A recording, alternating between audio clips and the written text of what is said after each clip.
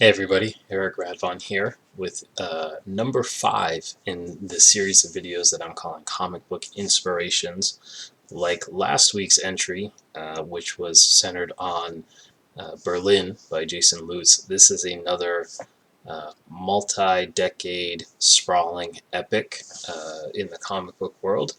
This one is called Grendel. It is from a creator named Matt Wagner, who is both a writer and an artist. Um, and it started as an independent comic story that Matt Wagner did and sprawled into this massive, multi generational, um, completely multi genre story. It's nuts. It goes all over the place. There's no limitations to what a Grendel story can be. It really started as one thing and completely metamorphosized over decades into this completely different thing.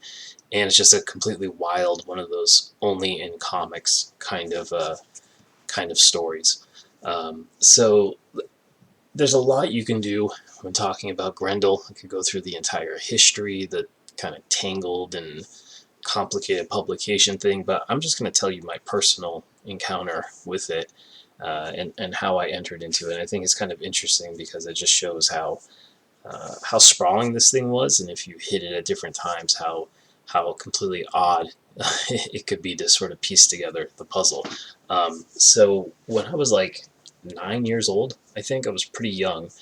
Um, I used to buy comics like at flea markets and yard sales, so you would get like a stack of comic books, and I was all about those bulk buys. So I would see a stack of comics on a table, and instead of cherry picking through everything, I would say how much for all of them. And back in the day, it was like, comics were still seen as this disposable thing, so it would be like $5, take them all, kid.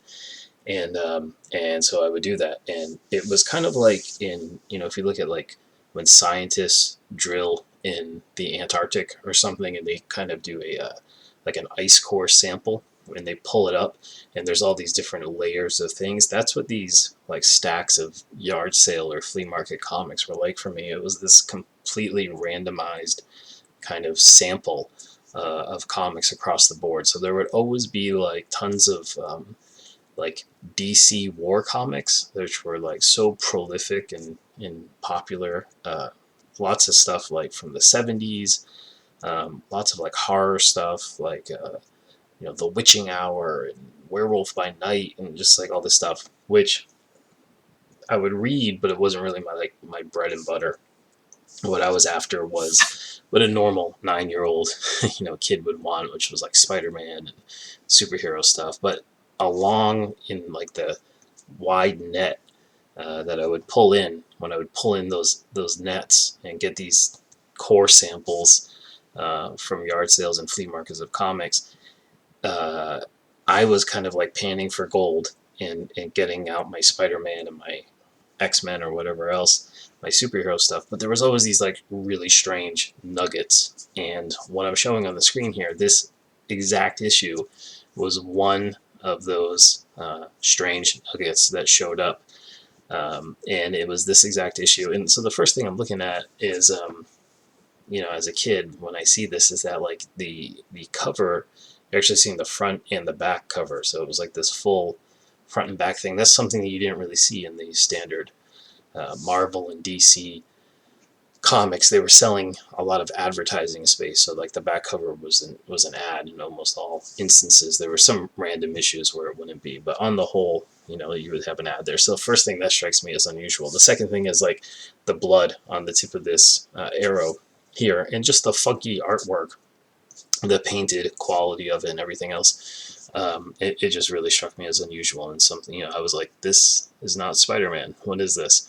And also has emblazoned in the logo parental guidance suggested, which I can't recall having seen on a comic book before this. So this thing is like in this random stack again. I'm like 9 years old.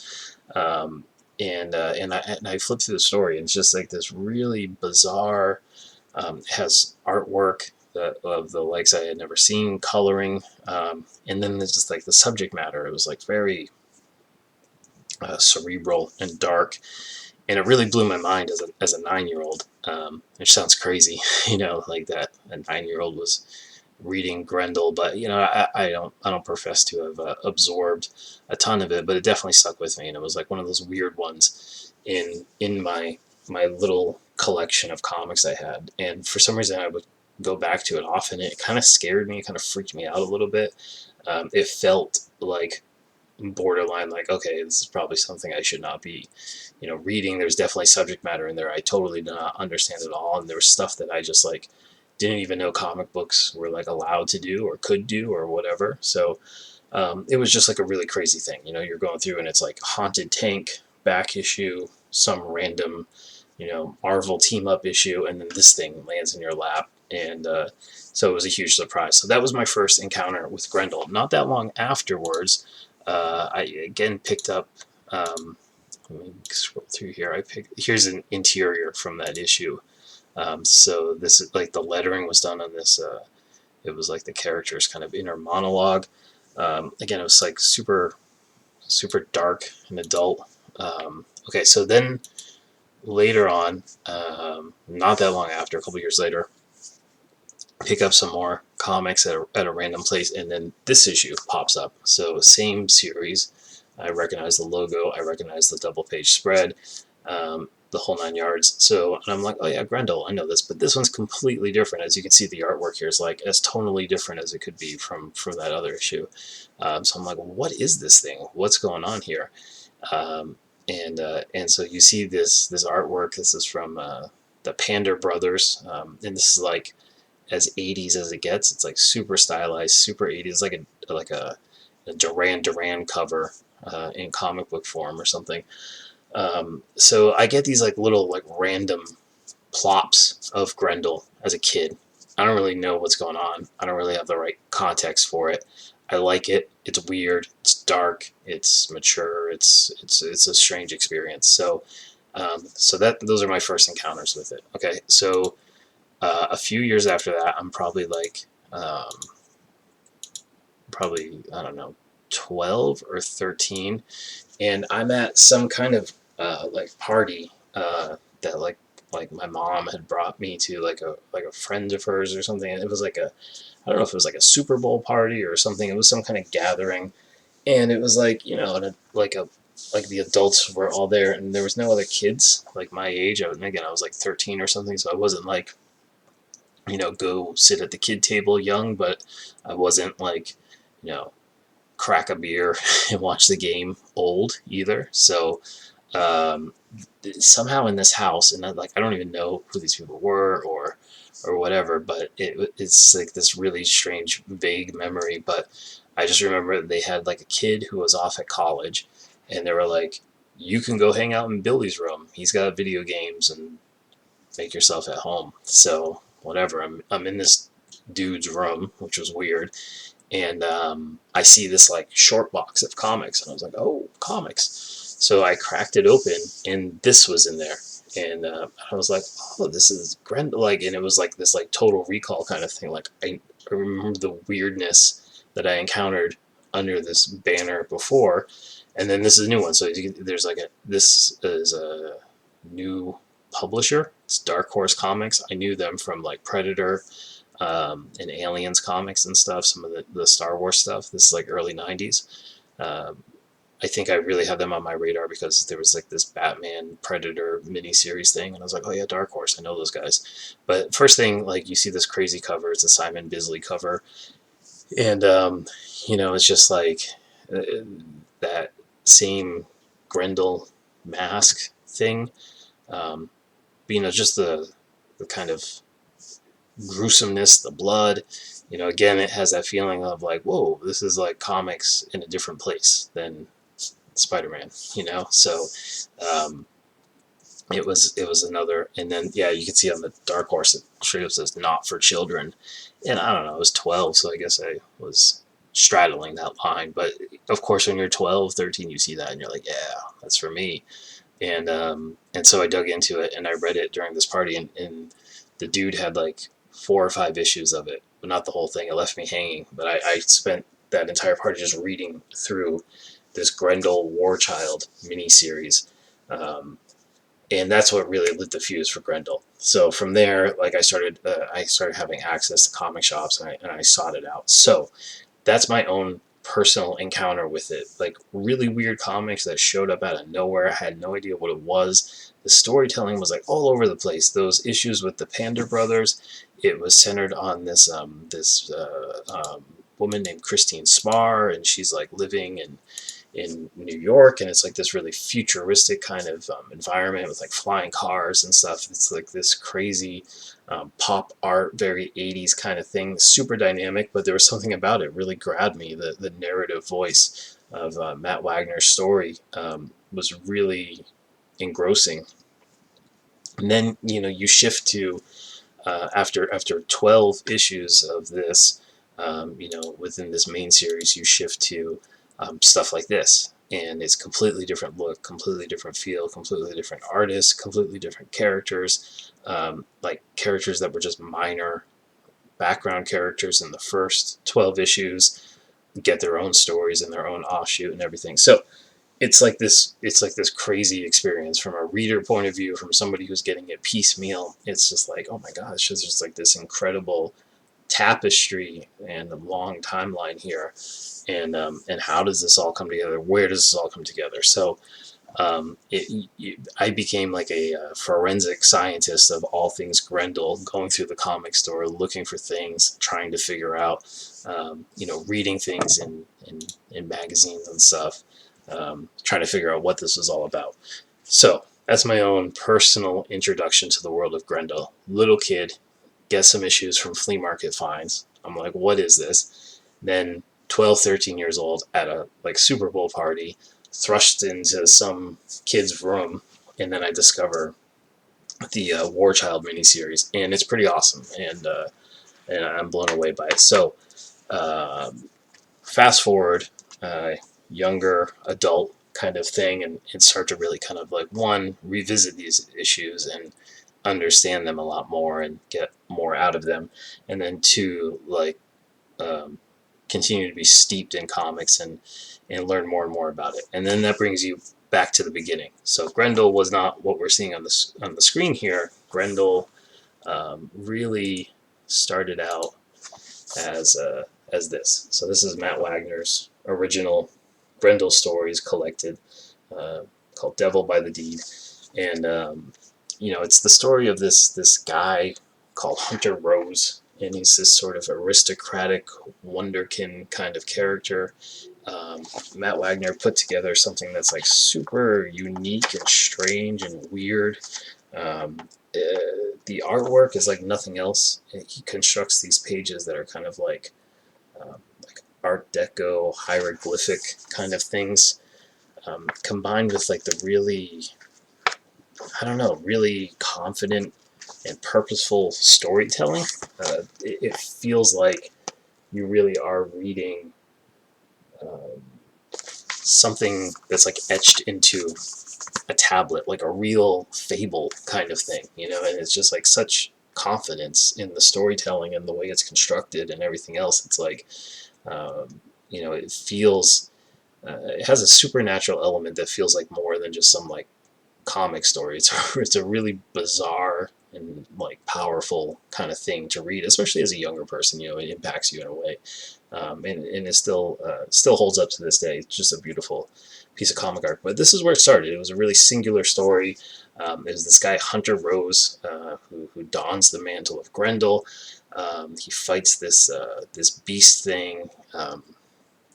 And then the young girl there is Christine Spar, who goes on into that like 80s pop deco thing. So you can see that there's like this.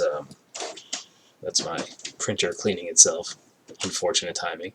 But you can see that like there's so many seeds planted here. And so this is a very like singular kind of thing.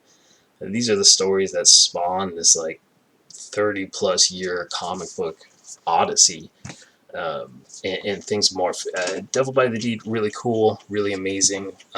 It's an incredible kind of construction. It's the nucleus of the entire Grendel um, situation, and but I don't think it's my favorite of all of it. It's the beginning, and it's kind of like the beginning of anything. There's all the elements are there, but I think they like get brought out and fleshed out in such a more interesting way as the saga, the saga goes on. But that's where it started, and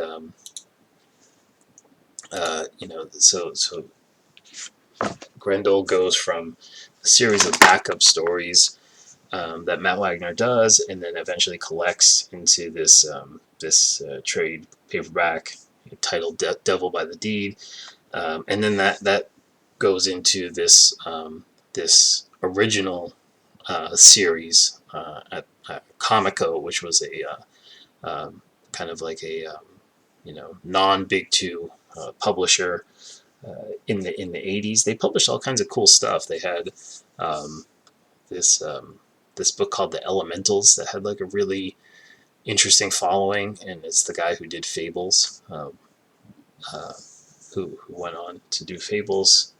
Did that. They had all kinds of licensed books, like they had the license for Robotech, so they did like Robotech comics. They had some cool stuff. Their Comico stuff would show up in my comic book mining, and it was always kind of a unique sort of blend of stuff. I'm pretty sure they did Arthur Adams, like his Gumby specials and stuff, which were awesome.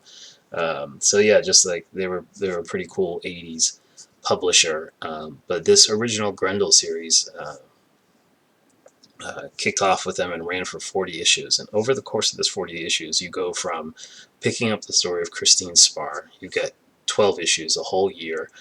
This story called The Devil's Legacy, and that's that like super stylized Panda Brothers art. Again, it looks like a Duran Duran.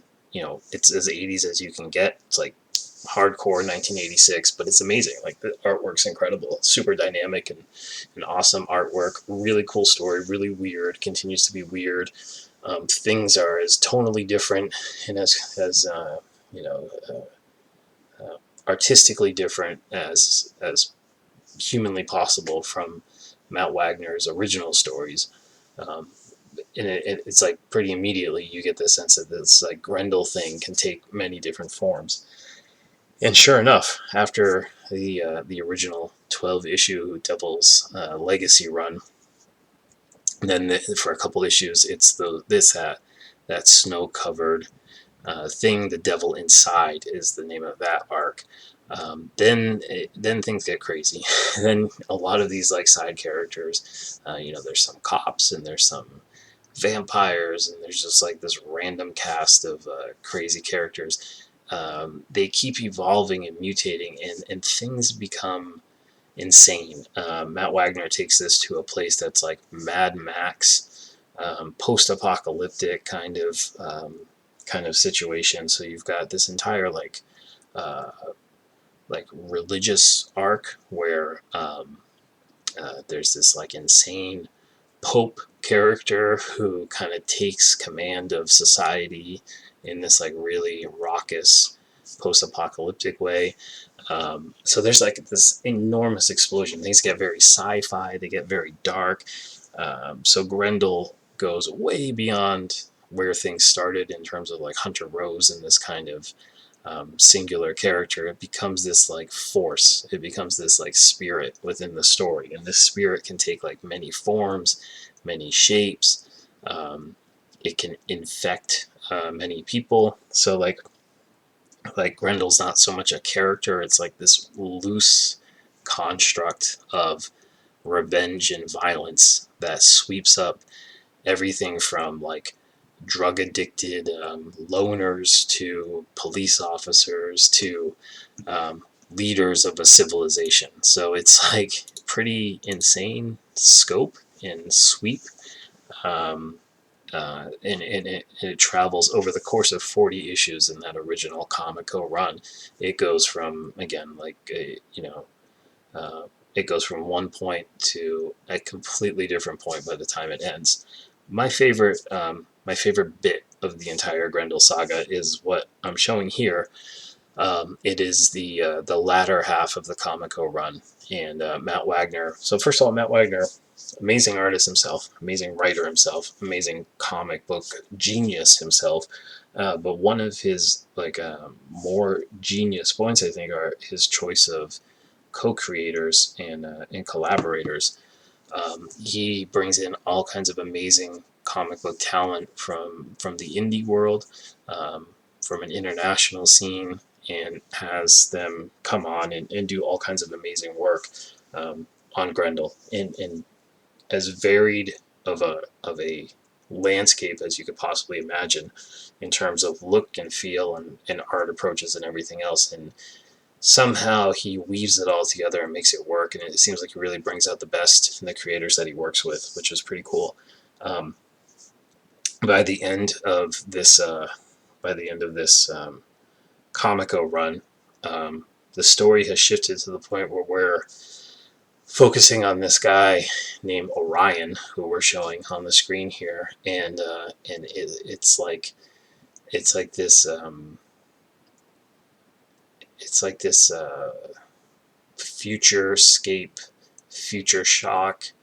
Uh, Things have become this like crazy feudal thing, and Orion is like the leader of this clan, this Grendel clan that it's like this crazy science fiction geopolitics thing of like these different nation states in the world feuding with each other. So it's like as wild and as comic booky as you can get. They say like with comics you have no budget. I think Jack Kirby said something to the effect that like the only limitations are up here. We don't have to worry about like in Hollywood, how much is this going to cost or whatever? How can you pull this off? And then like Grendel is a great example of that because the way this thing accordions out and the scope of it would be impossible to capture in a movie. You would need like, I don't know, 10 movies to capture the scale of this thing, and probably a couple TV shows to support it in between. It's like that big of a story. But yeah, this is my favorite era. It's called the Devil's Reign era. And it's this character Orion, and it's this young artist at the time. This is like 1988, 1989, something like that, named Tim Sale. And comic fans will know the name Tim Sale. He went on to great success, primarily working on Batman.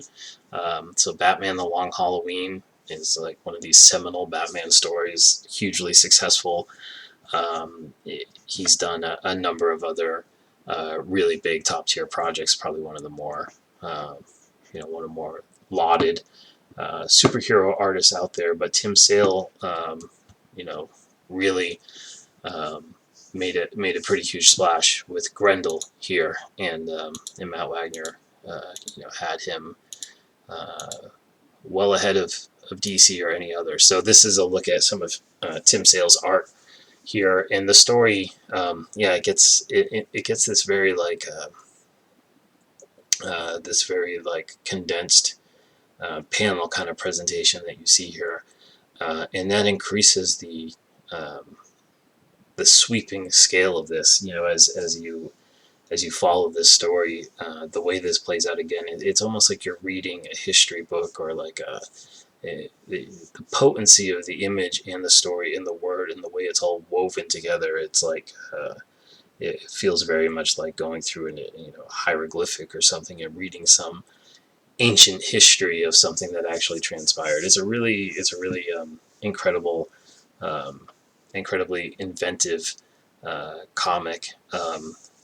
So all over the place here with Grendel. So what is Grendel? Let's back it up here. What is Grendel? So is Grendel this kind of like dark anti-hero kind of thing? Sort of has a superhero-y vibe with a costume and a mask kind of situation. Is Grendel um, a incredible, lengthy, uh, you know, comic odyssey? You see, he teams up with Batman a couple times here. Is Grendel, um, a weird independent comic? Is it a dark sort of um, you know, for adults comic. What is this thing? I would say it's a little bit of all of the above and so much more. I mean, again, there's really no limits as to what a Grendel story is or can be. Matt Wagner really created something that, at its highest level, I would say is about violence and in the darkness within all of humanity and our capacity for violence. That, if I think there's any one thing that Grendel could be or could mean to be, it's that. So the stories have taken many different forms, many different shapes. Um, they really have no genre limitations. And this is just within the core, like, Grendel series, orchestrated by Matt Wagner.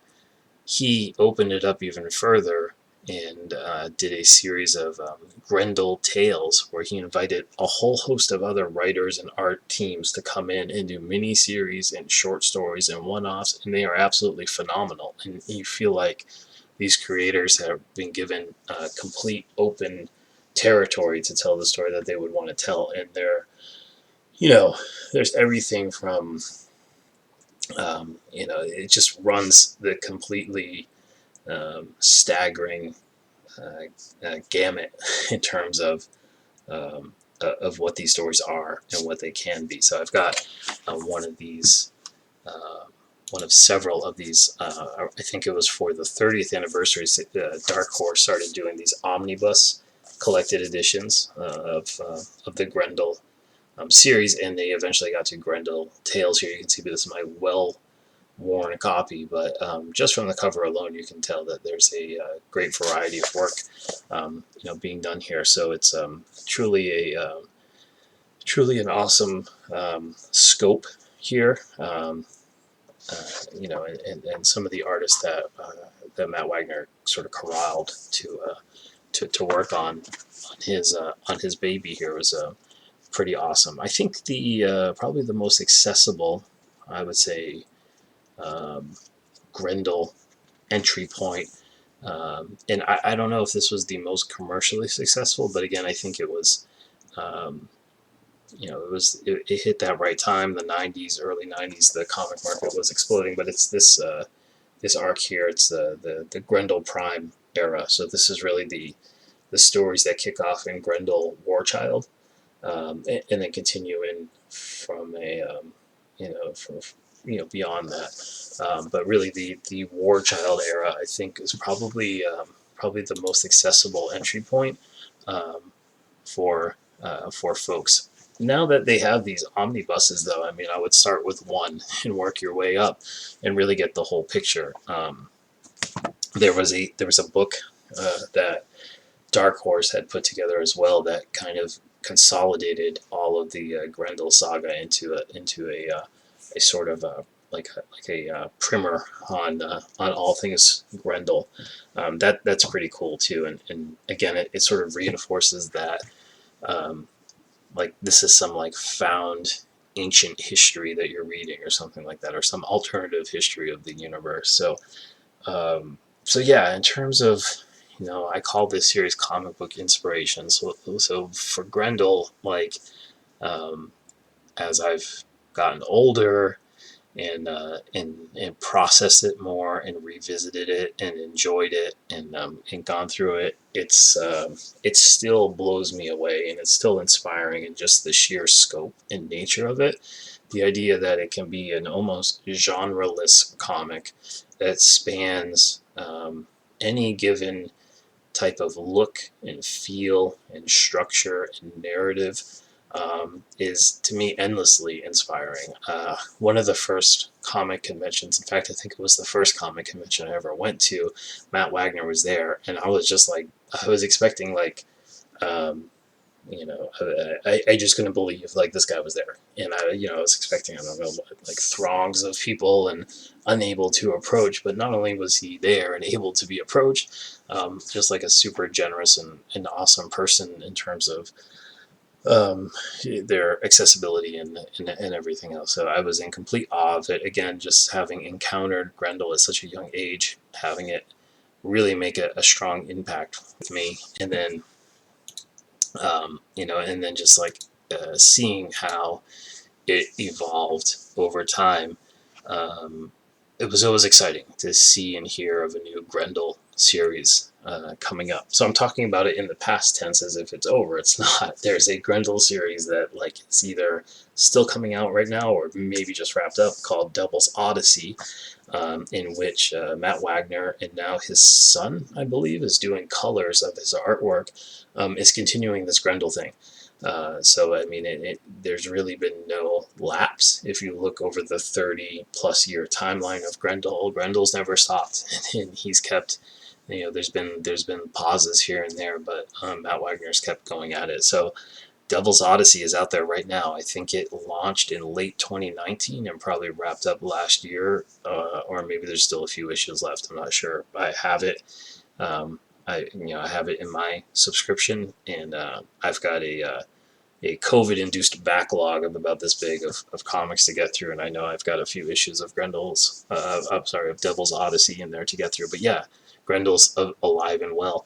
I keep thinking that the Grendel saga is prime to to be adapted by somebody. One of these streaming networks, or whatever. They're so hungry for content. Well, with Grendel, you've got something that makes Game of Thrones seem limited, right? Like they were able to do the cultural phenomenon of Game of Thrones with like, what was it, like 4 or 5 novels, and all I know about that really on the book front is that the dude didn't even finish the story, right? Whereas I think with with Grendel, you've got um, multiple epic seasons and then some, uh, just waiting there on the shelf. So to me, I would be surprised if Matt Wagner doesn't get absurdly rich off of some kind of licensing deal based on it. To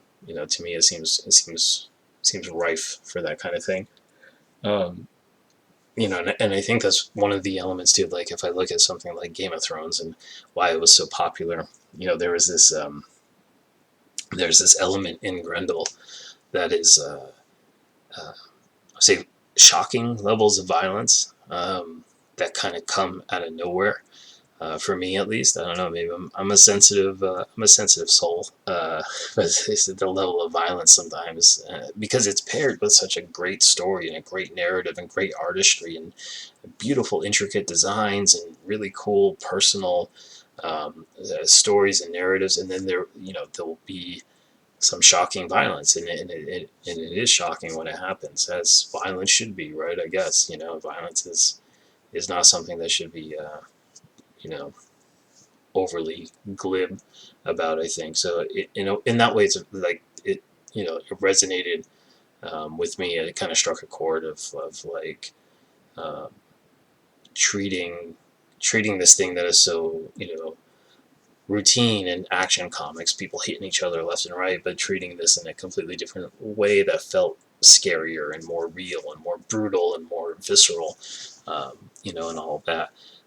There's also like tons of adult content throughout the pages of Grendel. So yeah, I mean, I was 9 when I encountered it. I would not let my son when he's 9 read Grendel. It's far too mature. But whatever. It was a different time. It was a different place. My relatives were eating Salisbury steak and smoking camels, and we're using rotary phones, so it was a totally different ball game back then. And but it's rife with adult content, and it's not. I'm not saying that as it's overly pornographic, but it's picture Game of Thrones or a hard R rating, um, type of content, and that's what you'll find it there. And it's done in a really bizarre and strange manner. There's all kinds of like um, elements of taboo and things sprinkled about Grendel, and it's just again, it's like the storytelling is beautiful, the art is beautiful, and then there's just like these really bizarre and sometimes downright disturbing items just dropped in there.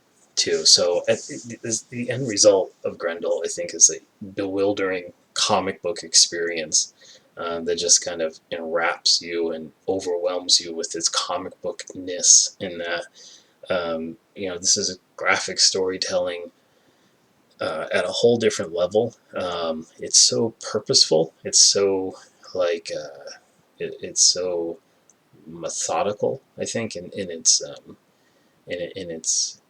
pacing and its and then its scope and scale is, to me, it's unprecedented. I mean, it's really insane when you go from Devil by the Deed, this sort of ballet poem thing, to to some of the later arcs that are like, again, it's like a Mad Max religious throwdown type of thing, or something like the Devil Reigns thing that I love is like it's a it's like a grand history of some bizarre post-apocalyptic world. Or then you get something like War Child, which sort of brings things back to a more personal and tangible thing, where you've got this kind of lone wolf and cub type of story with this sentient android bodyguard tasked with protecting the offspring of Orion,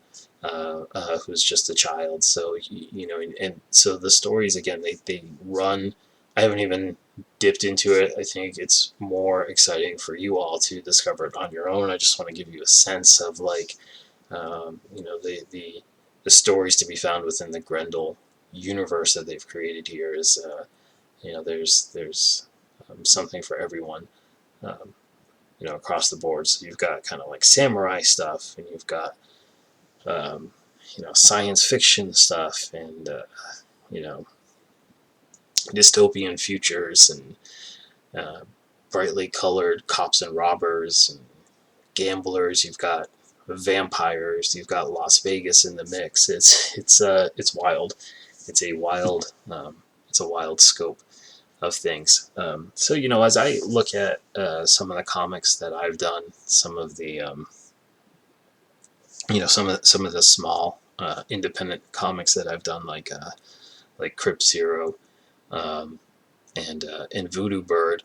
There's definitely an inspiration from Grendel. One in I think both of those stories, both Voodoo Bird and Crypt Zero, tap into this idea that Grendel certainly has a channel um, that forces beyond our our ego, uh, our having an impact on the course of human events. So you can call that fate, you can call that whatever you want, but there's this sort of idea that there's streams happening, and that the human ego is sort of a almost an irrelevant.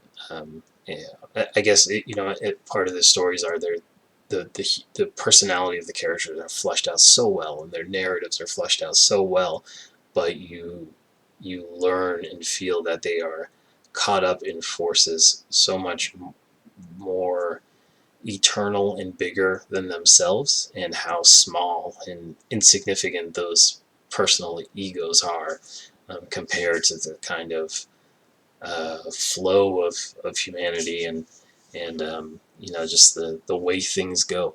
I guess is the way I would put it. So it's that's certainly an element, and I think that's an element that I've carried through in Voodoo Bird and Crypt Zero, is that there are there's sort of isolated circumstances, and things that happen. There's things that happen to these personal characters, but it ties into these bigger kind of wave of events. And those stories are free to read on my website, so you can check them out and let me know what you think about it. But I've often thought back on both of them as they were small, um, singular stories, similar to the original Grendel stories. But I keep turning over in my imagination how those could expand out. In fact, I've got a treatment for Voodoo Bird called Voodoo Bird Strikes Again, or the alternative title I had was Voodoo Bird Raids Again, which was a playoff of the Godzilla sequel, which I always loved the idea of raiding again. I thought that was cool.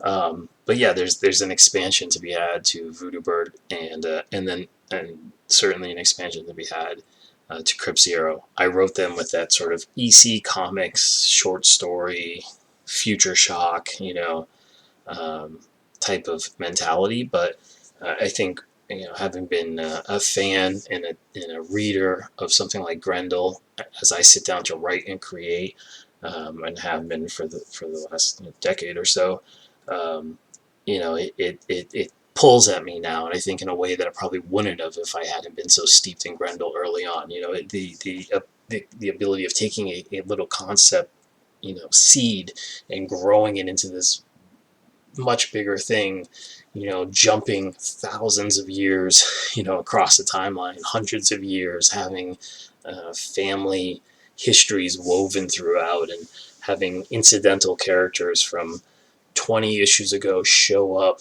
you know, decades later in a completely metamorphosized sense. Like to have that even idea of that's something that is on the table. I have a huge debt to Matt Wagner and Grendel for that. And I think a lot of independent creators certainly would look at Matt Wagner's work, both on Grendel and Mage, his other series, which obviously I could do a huge video on that as well. But you look at that as like the kind of like quality, the benchmark of quality in terms of a kind of a self-directed, independent comic force. Yeah, and I would say, the subject matter, as varied as it is, it may not be for everybody. Again, I think it does have there's the elements of darkness throughout. This is not there's not a lot of chuckles, to be had in your average issue of Grendel, and sometimes it teeters towards the overly dour, and it can be a very heady kind of read. So for me, it's like you gotta have the right mindset to go into something like that. It's the same for like watching Game of Thrones, right? There was some times where I was like, man, I had a rough day today. I don't really feel like watching this Joffrey kid, shoot arrows into prostitutes or whatever is happening in this week's episode. And it's like you got to have the right sort of energy going into it to, mentally to be into engaging with something like that. So Grendel definitely goes to some dark places and covers dark subject matter, and it's his like extended 30+ year meditation on the darkness and the violence that lives within inside humanity, and that can take many different forms. So it's again, it's like not the cheeriest of endeavors all the time, but again, I think even within that, there's so many different uh, human stories that are brought to life through this motif of Grendel. So yeah, one of the more interesting titles out there in the independent comic world. It's sort of, again, it's like a genre unto itself. There's an umbrella, I would say, with the Grendel term now, where it can mean anything and everything. Matt Wagner's still cranking at it. It looks like he got his start doing Grendel small backup stories in 1983, and Devil's Odyssey debuted in 2019. So he's still going with it. Obviously, it's been hugely successful. I think during the 90s, it really exploded in popularity. There were two Batman crossovers that were huge, and they actually really tie into the Grendel story. So Batman Grendel 1, very much ties into the Hunter Rose element of it. Batman Grendel 2 picks it up years later, much like the Grendel story, where he's engaging with the Grendel Prime, the cyborg from the War Child miniseries, and Matt Wagner's art was awesome there, and obviously he went on to do um, all kinds of things with Batman, you know, uh, as a result of those as well. So, uh, I think it's not um, it's not a hidden thing. I think Grendel is well known. I think the iconography of it is pretty well known. I think your average, um, local comic book shop, there's bound to be somebody behind that counter there that's a Grendel fan.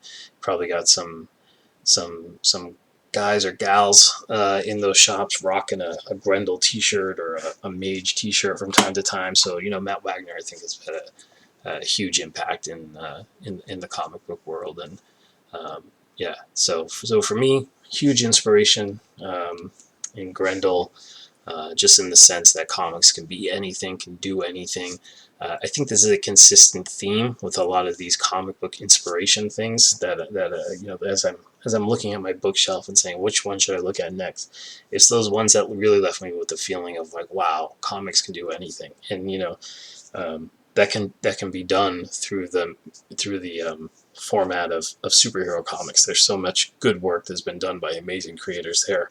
But then there's also things like Berlin that I talked about last week, and Grendel with Matt Wagner that sort of defies any kind of classification like that. So to me, that's endlessly inspiring. The passion that Matt Wagner had in sort of, I would say, crafting out this universe. It's clearly something that he was carrying with him, right? He's walking his dog or in the grocery store and he's thinking about, wow, what about that? What about that guy's son? What about that police officer from this issue? What could I do with him? Or he lifts. He's like an amazing chef that doesn't waste any of the food, right? Like, so if he's making a chicken, he's saving part of it and making stock with it and doing that. Like, none of the characters go to waste. If he introduces somebody as a background character and they've got a bubble of dialogue for like more than 2 panels, guess what? They're showing up and something horrible is happening to them 20 issues later because of this Grendel energy that they've been infected with and encountered with. So again, it's super inspiring, and he's a master storyteller. On a kind of comic production point of view as well, one of the things I super admire is the teams that he pulls together. And obviously Matt Wagner's a comic fan and lover of comic art himself, just based on the kind of curation that he's done with these wild assortment of artists, writers, colorists, inkers, letterers, and painters, and everything else that he's worked with in this sweeping Grendel odyssey that he's put together. For me, as somebody who's I think I'm a frustrated artist at heart. I would love to be the sort of like auteur who's doing it all myself. But I'm not a professional grade artist, so I do the next best thing, which is I look for the artists who I love their work and try to get them to work with me. And I've had really great luck so far, and that's something I definitely take inspiration from Matt Wagner on is surrounding yourself with the art that you would want to see, or that you're a fan of yourself. That, I think that's the best approach to it. So clearly he's got an eye for it, and so he's if you look over the 30-year spread of Grendel, the curation and selection of amazing artists is like second to none. It's just like a really incredible collection of comic art that's happened under this Grendel banner. So that's something I could only hope to replicate in a minor fashion, with what I'm doing, just to to kind of be constantly on the lookout for that, next really compelling, interesting artist, and to work with artists of all different backgrounds and personalities and geographic locations and art styles, and channel that in a way that really serves this broader story. Again, that's a huge inspiration. So thanks so much to you all for joining me as I sort of rambled my way through my encounter with Grendel. This one's probably a little all over the place, and I don't know. I hesitant to say I apologize. It's like this is the way that it came into me, and I felt like I wanted to sort of organically share that experience with you. You get hit with an issue like this, a couple years later you get hit with a different kind of issue. I think you look at a book that has run for 3+ decades now. This is an experience that might be familiar to you, right? Maybe you've heard of Grendel, maybe you've seen some of the imagery, maybe you've seen some of the Hunter Rose stuff, and then you've seen some of this other stuff, and you're like, what's that all about? So I think I just wanted to share my sort of personal encounter and inflection point with Grendel. And again, these omnibus editions that Dark Horse has put together, over the last few years. These things are great. They're kind of like a digest size. I don't know if you can see that. So they're not super huge, but they lend themselves really well for vacation reading. Like if I was going to the beach or something, I would throw one of these in, and what a thing to get lost in. It's a deep dive. It's a wide ocean of comic book storytelling. Amazing art, amazing story, captivating, disturbing. Uh, you know, definitely nothing like Grendel out there. It's a very unique thing, and one of those only in comics thing. But if I'm an HBO Max executive, I would definitely have it on my radar as something to seek to adapt. So who knows? Crazier things happen, right? We just spent last week watching a TV show about Baron Zemo, which I never expected to have happen. So we are living in strange times. But yeah, anyways, Grendel definitely one for the ages and still going. Who knows what's next? I would not be surprised if we see more and more Grendel coming out in the years ahead. There seems to be no stopping Matt Wagner from keeping the Grendel train running, and it's been an amazing ride. So I'm looking forward to that as well as both a fan and a reader, and also as a creator. I look at the endless kaleidoscope of stories that have been put together here under the Grendel banner, and super inspired by all of that. So, anyways, thanks for joining. I think as I look on my shelf for next week, we'll probably be dipping back into the superhero world after a couple of excursions into the indie world here. So, stay tuned for that. We'll have a classic superhero arc, one that I think might be responsible for us even sitting here talking about comic books in 2021 to begin with. So more to come on that. Stay tuned. Thanks for tuning in, and we will talk soon. Take care. Bye.